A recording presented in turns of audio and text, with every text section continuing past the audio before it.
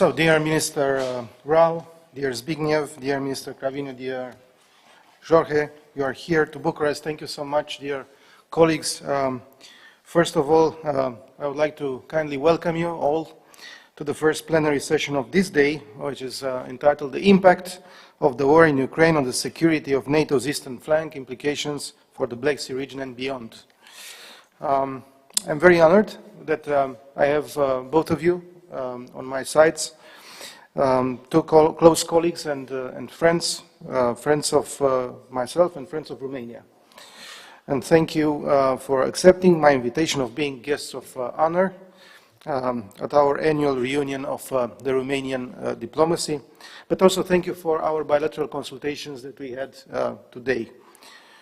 Indeed, Russia's aggression against Ukraine is the most significant and direct threat to the peace and stability of the Euro-Atlantic area. We have agreed in our Madrid summit documents that also Russia is the most direct threat against the Euro-Atlantic security.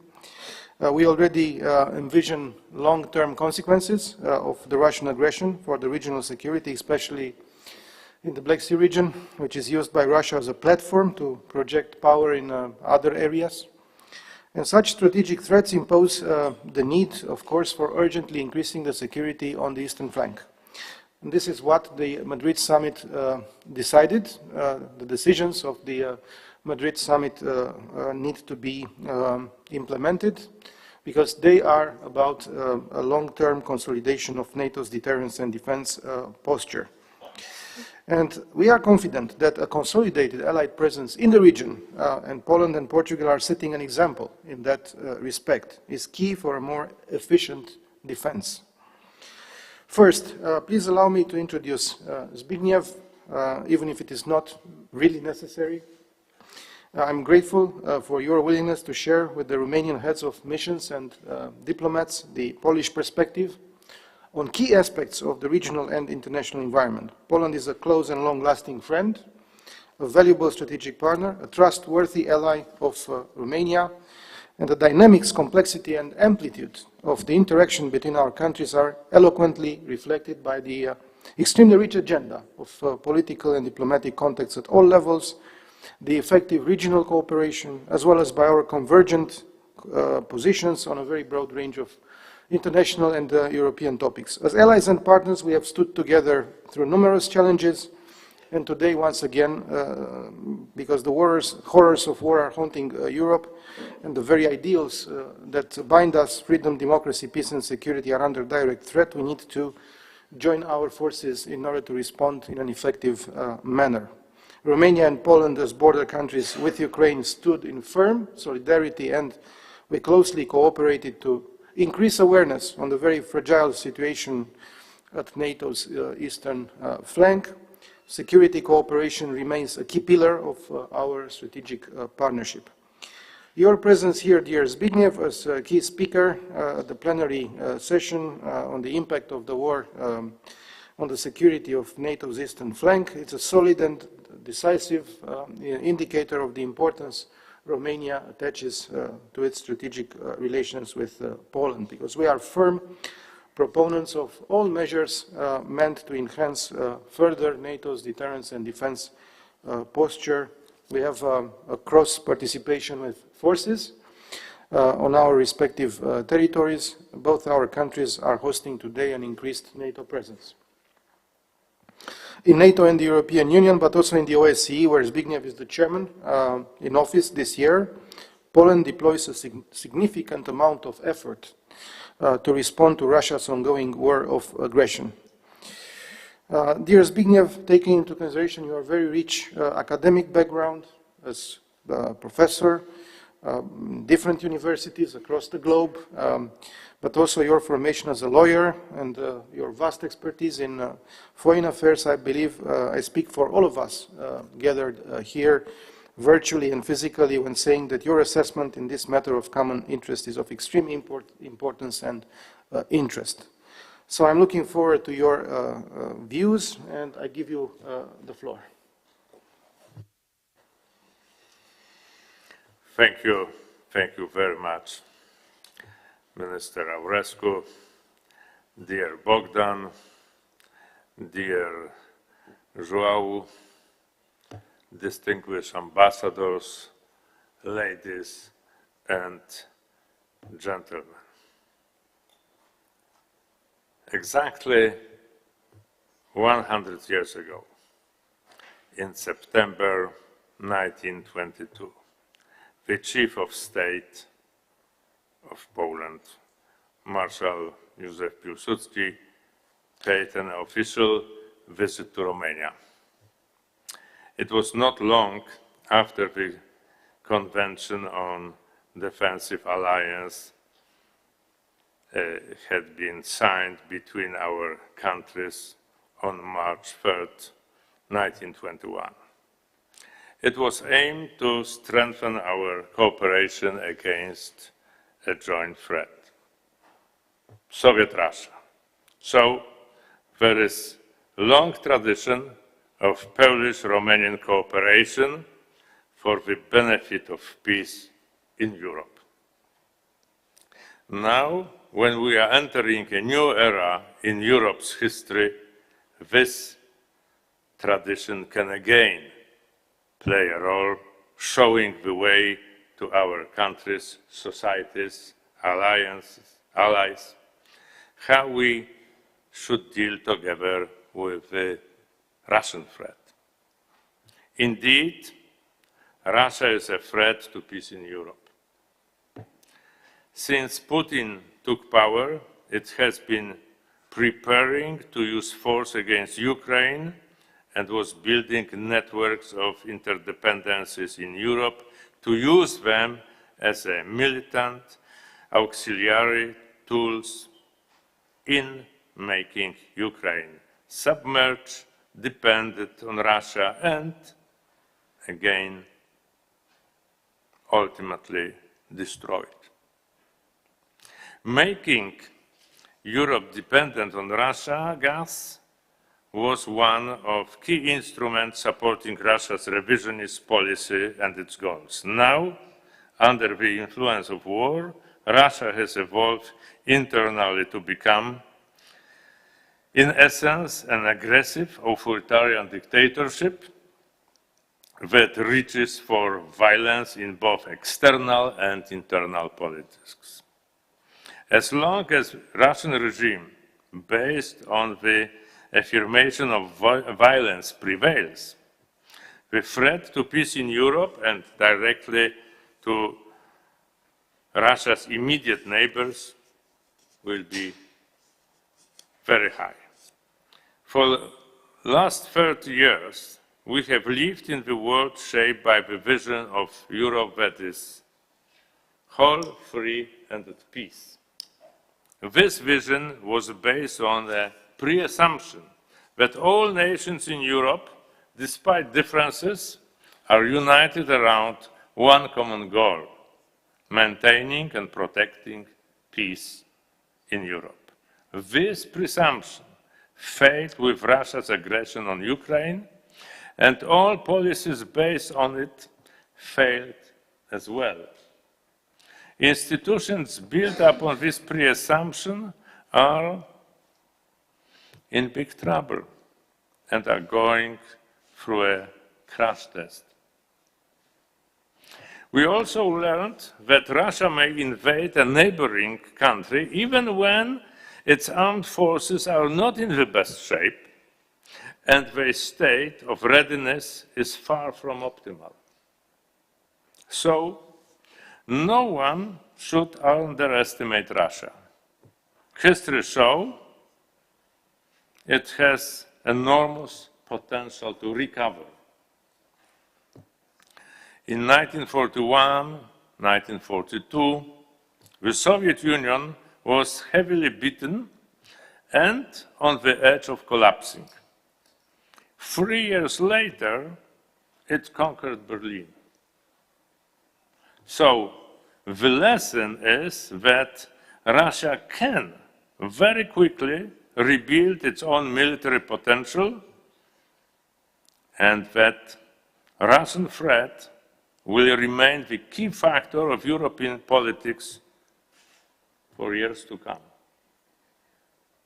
Another lesson we should learn from Russian aggression on Ukraine is that the United States remains a European power. A European power indispensable for maintaining peace in Europe. It provides leadership and capabilities that no one else, no European country or institution can replace.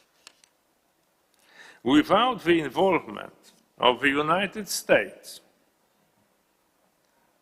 Ukraine would have no chance of successfully resisting Russian aggression, meaning that Europe is incapable of either securing peace on its own or coming to the aid of any European country attacked by Russia.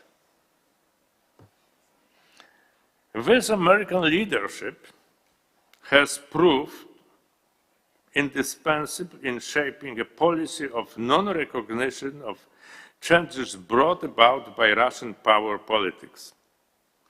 Crucial to peace in Europe is American strategic deterrence, again with no alternative in Europe. So far, Russia was unable to achieve its strategic goals. It hoped to subjugate Ukraine through a quick, decisive victory and then rapidly change the government in Kiev to a puppet regime.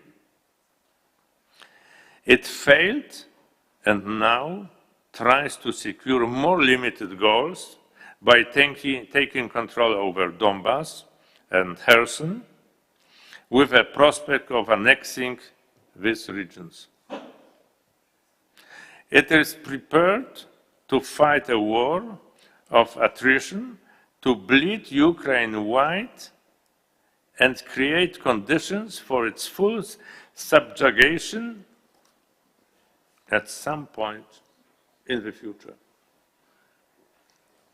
Although it vastly underestimated the capacity of the free nations to rely behind Ukraine and assist it with weapons, money, and humanitarian support, it will continue to threaten Europe with war, including nuclear,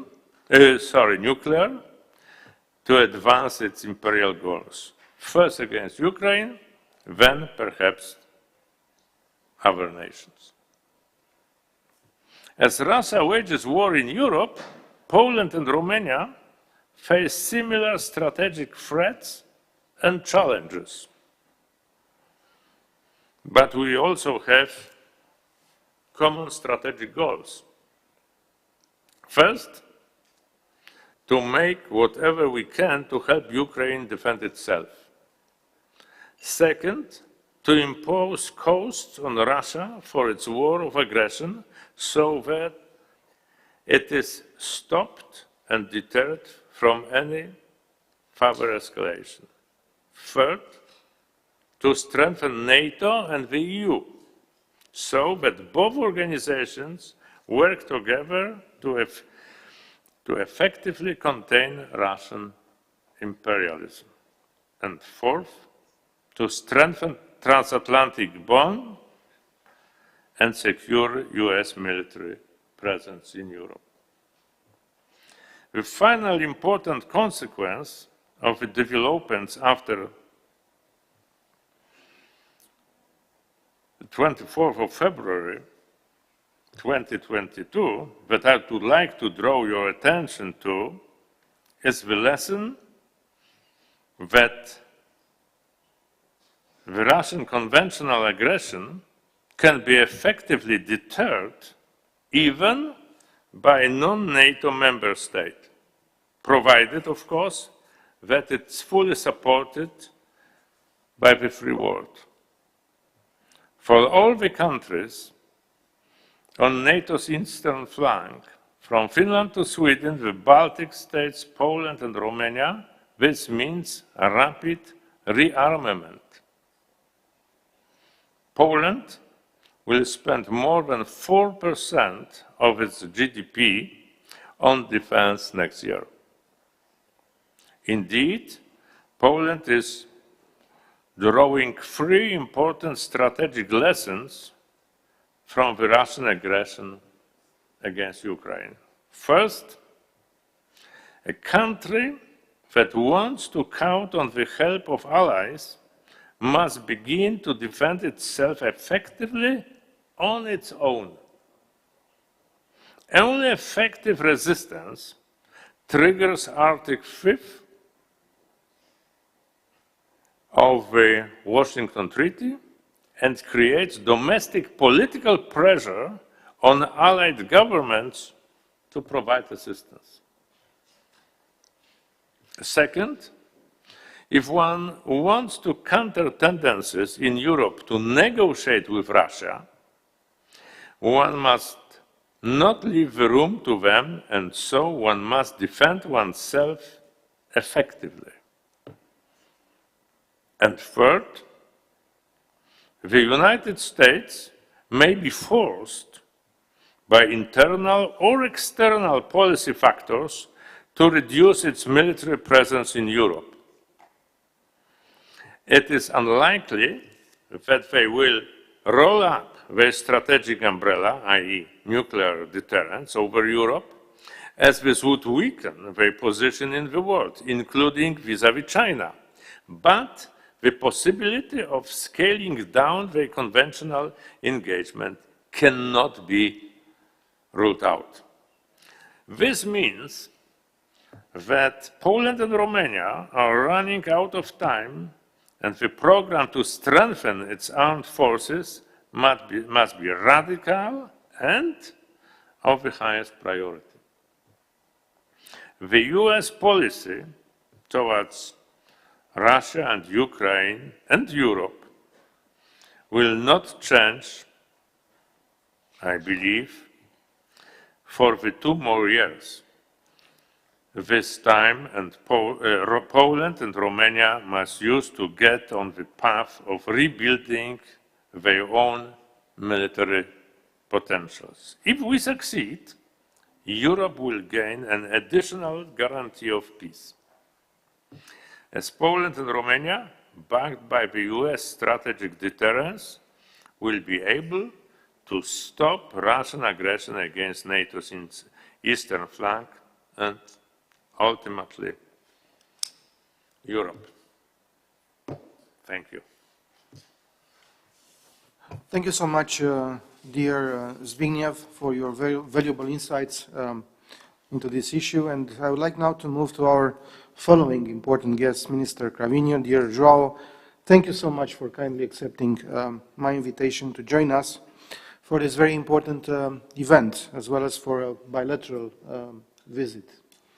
And to be honest, João needs no introduction to the Romanian diplomatic corps, because we know that all of us that he is an excellent diplomat with a true vocation of building bridges and with valuable contributions to the close relations between our countries. He has a strong international profile, a vast political and diplomatic experience accumulated during his service in high-profile positions held both at national and international level, such as EU ambassador to India and Brazil. We recall with very great pleasure the good cooperation between our diplomacies while holding the presidencies of the Council of the European Union in 2019 and in 2021. And I appreciate a lot the sincere friendship you have continued to show to Romania over the years, including through the 2020 visit and in your previous capacity as Minister of Defense. And during your mandates, the Romanian-Portuguese cooperation at a bilateral level, but also in the context of NATO and the EU, has only grown on an intensified pace. And the very relevant examples in that regard are, of course, the successful development of the F-16 program and the very relevant strengthening of the Portuguese presence in Romania within the NATO reassurance measures for the eastern flank.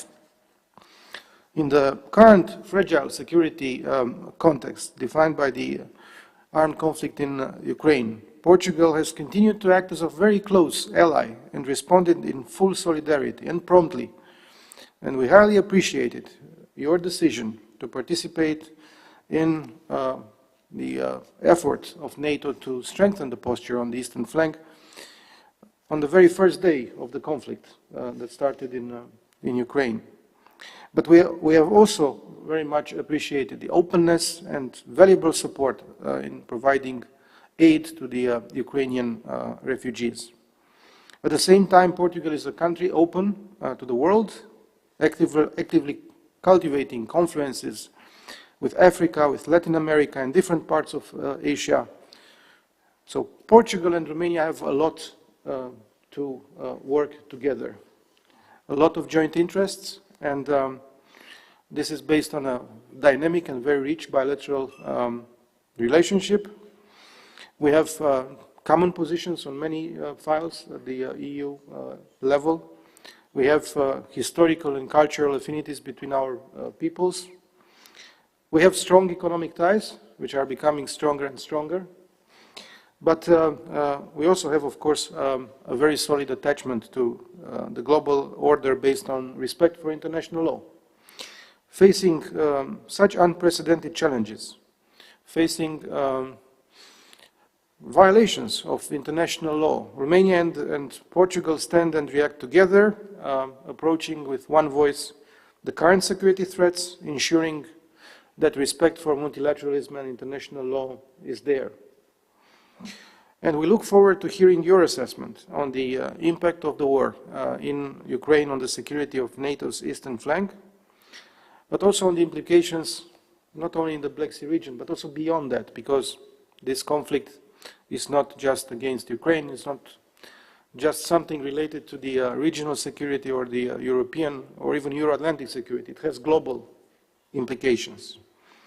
So on this note, dear João, I pass you the floor to share with us the view of your country, which by its geographic and geopolitical position and its rich history has a distinctive feature, acting as a nation with a strong European attachment, but also with global reach.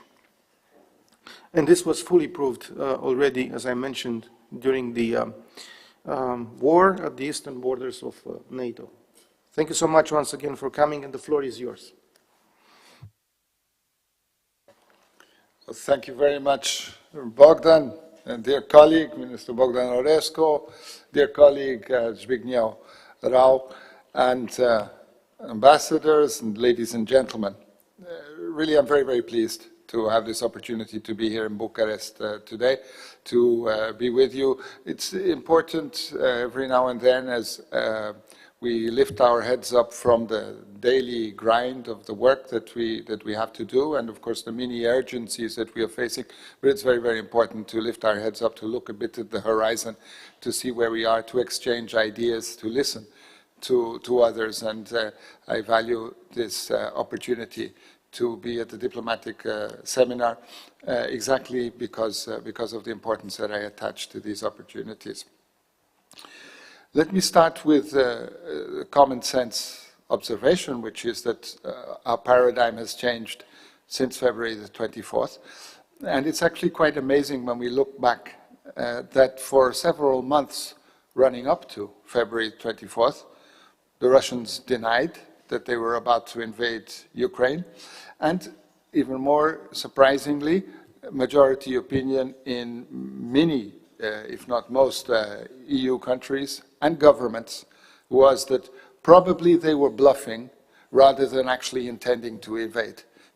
This is how very, very many saw the situation until February the 24th. Now, when we look back, it's all very, very obvious. But at the time, it wasn't.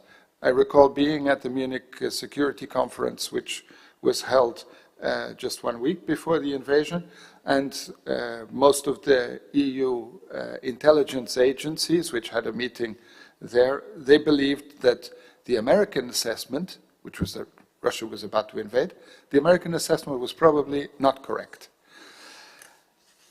I think that the best term for expressing this experience that we lived through at that period is the term cognitive dissonance.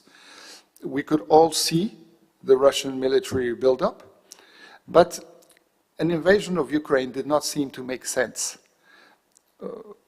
There were many legal commitments. Obviously, we believed that these legal commitments had some kind of value.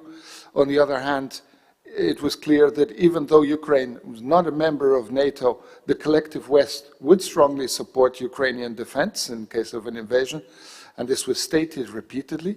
So our conclusion was that it didn't really make any sense for Putin to invade. And our mental paradigm suggested that instead the military buildup must be due to some kind of bluffing strategy.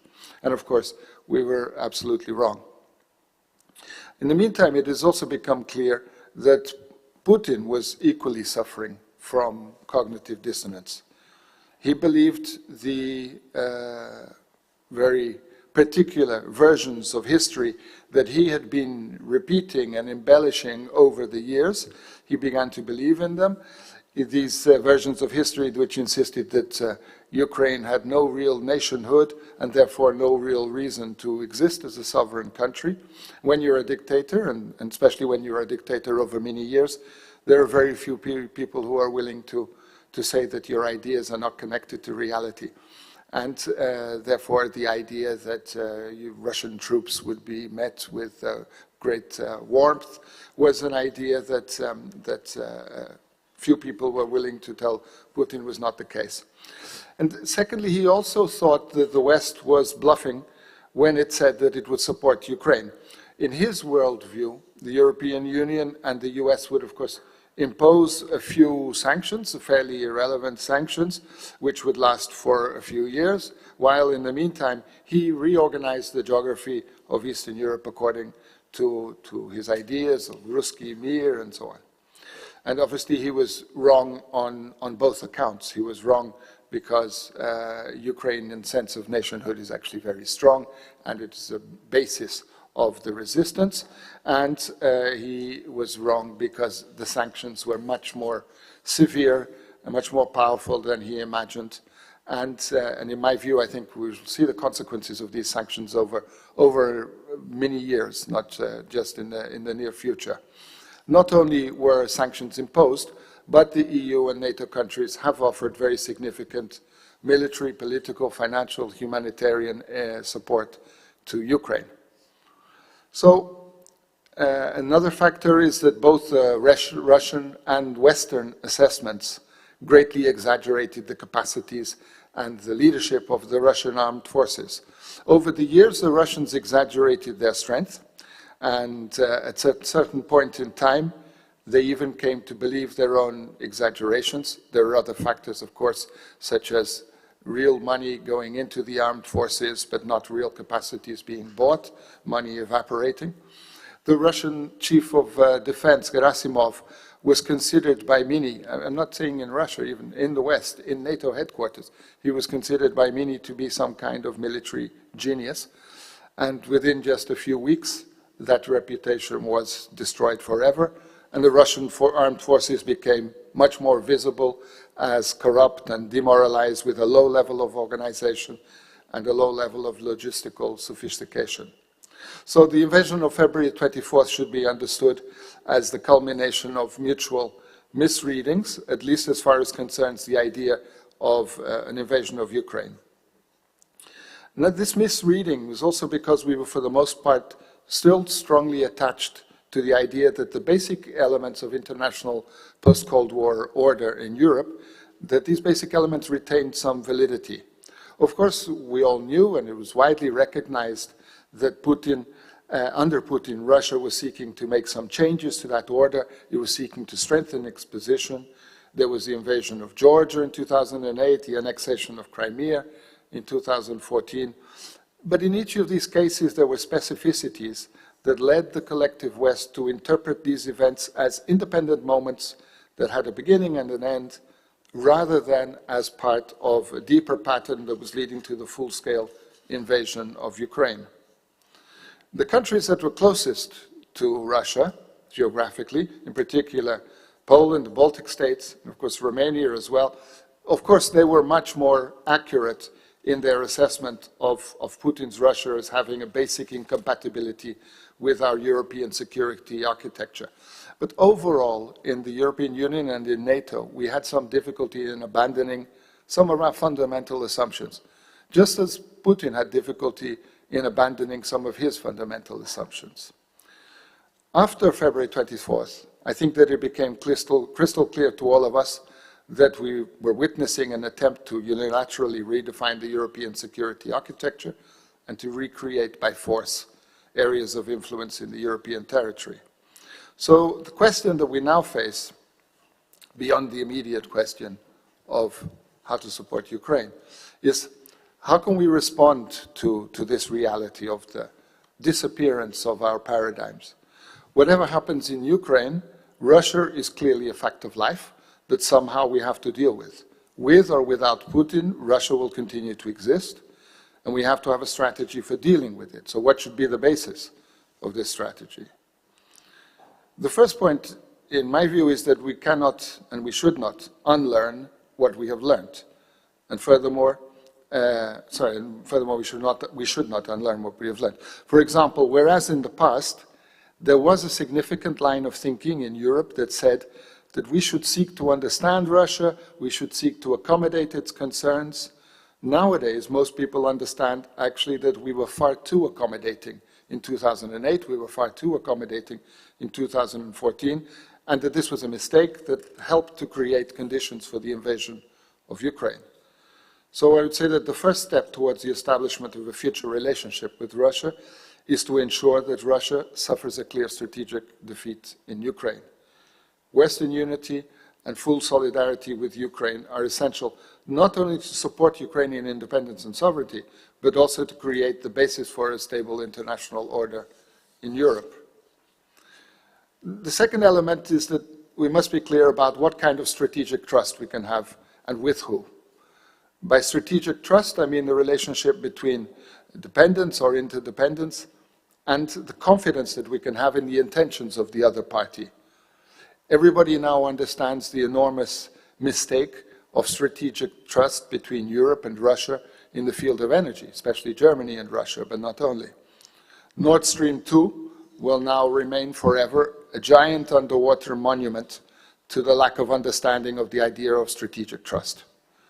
Nord Stream 1 will probably have the same destiny.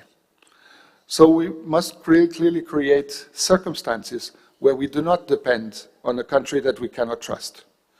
In Europe, we are all currently searching for ways of solving our energy requirements for the next few months. But unfortunately, we are still far from having the strategic understanding that we need in order to build a common sense of energy security. For example, in Portugal and Spain, we have excellent storage and regasification conditions to make a very major contribution to European energy security. But because of certain economic interests, there is opposition to building hydrogen-ready gas pipelines between Spain and France, and so we cannot contribute to the energy security of other parts of Europe. So our lack of strategic thinking did not completely disappear on February the 24th. But once we have these two elements, namely a Russian strategic failure in Ukraine and a much more developed sense of strategic trust and strategic coherence in Europe, we can have the basis for a relationship with a Russia that is contained to its borders and is inhibited from threatening its neighbors and its neighborhood. The recipe for achieving this is to ensure that we remain focused and united over the next few months and beyond. We should be aware that the difficulties will mount, but we must explain to our public opinions what is at stake.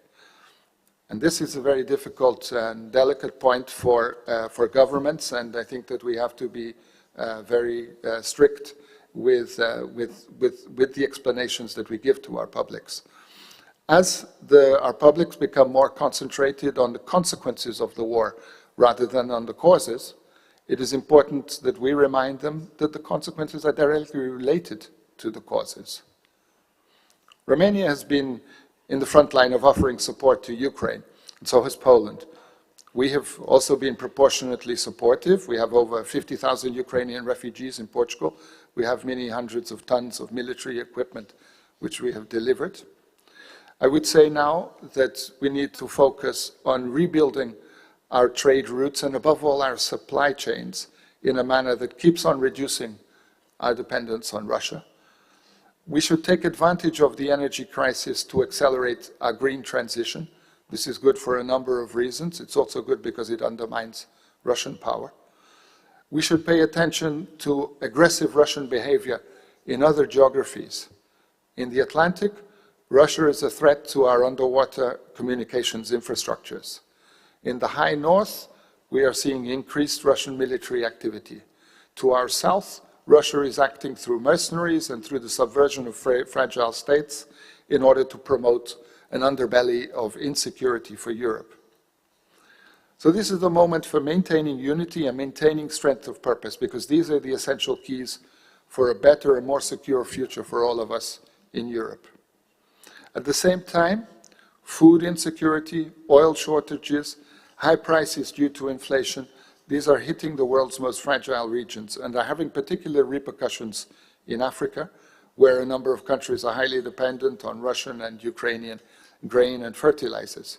So we have to be very active in supporting those parts of the world that are most affected as part of a policy of building alliances around the globe.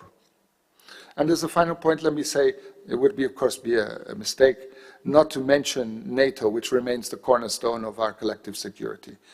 Building upon transatlantic solidarity and living up to our responsibility towards our allies is a fundamental ingredient of our collective response. So that is why I'm proud that we currently have around 220 Portuguese military here in Romania, contributing towards strengthening the eastern flank of NATO. Our Air Force regularly flies patrols in Icelandic and Polish skies. Our Navy can often be found in the Baltic Sea and the central Mediterranean. And this is true of many of our allies. So, in short, I think that we are heading in the right direction. But the challenge that we face is to keep moving that way, even though it will not become easier in the coming months. On the contrary, it will become more and more difficult in the coming months. I can share with you, though, a very strong determination on the part of Portugal to continue on this path. I know that the same will be true for Romania, the same will be true for Poland. I think it is fundamental that we should also be able to mobilize all of our European partners in the same direction. This is the key that we need to be able to use in the next few months as we face these crucial times, not just for the future of Ukraine, but the future of Europe. Thanks. I thank you so much, dear João, for your very insightful remarks. I also remember the last Munich conference before the war, where we were discussing about what would be, and when there were various ideas and prospective analysis. As far as Romania was concerned, we were of the opinion that something would happen quite soon. And unfortunately, this was confirmed by the evolution of events. But I also find very important your statements regarding the strategic trust. And this comes very close to the thinking of the Romanian diplomacy about strategic resilience. Because at the end of the day, resilience means getting rid of the dependence from non-like-minded partners and trying to rely upon partners which are sharing your views and goals, which of course should benefit from your strategic trust. I think this is very important. I think it's a very good contribution for our discussion and for the reflection in Europe. And I also think that staying united and solidary is very important. I also thank you very much, dear Zbigniew, for your analysis and for your remarks, especially the lessons learned that you have emphasized from this, very difficult confrontation which takes place close to us, which is a confrontation also with not just with our security, but also with our values. And out of this confrontation, we need to get stronger and more able to protect these values and the community of values and security which we are part of. So thank you so much for this introductory remarks. We are now ending the public segment of our plenary session, and we will move to the session of questions and answers, of course. So end of the